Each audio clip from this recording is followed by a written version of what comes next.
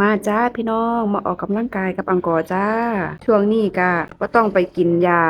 ลดความอ้วนหรือว่าอีหยังต่างๆนานาเด้อพี่น้องออกกำลังกายด้วยตัวเราเองกินอาหารควบคุมเอาให้ได้จ้าพี่น้องถ้าเฮาเฮ็ดได้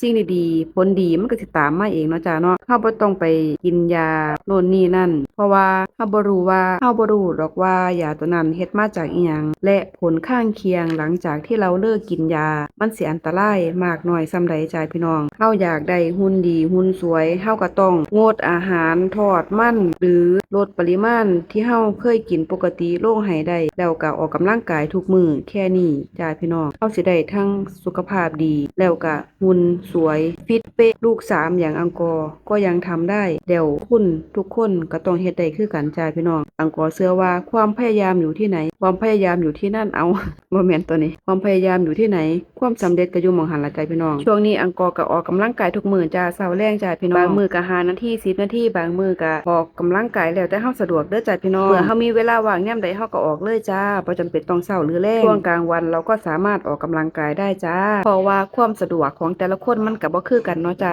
พี่น้องสู้ๆเด้อจ้าอังกอร์ก็ให้กำลังใจทุกคนจ้าสำหรับคนที่รักสุขภาพและกำลังเลือกทางเดินที่จะออกกำลังกายและลดความอ้วนจ้าให้กินอาหารที่ดีมีประโยชน์และออกกำลังกายสม่ำเสมอเฮาบ่ต้องไปเฮ็ดเพื่อไผดอกจ้าเฮาเฮ็ดเพื่อตัวของเราเองจ้ารักตัวเองรักสุขภาพตัวเองร่างกายแข็งแรงดีจ้าพี่น้อง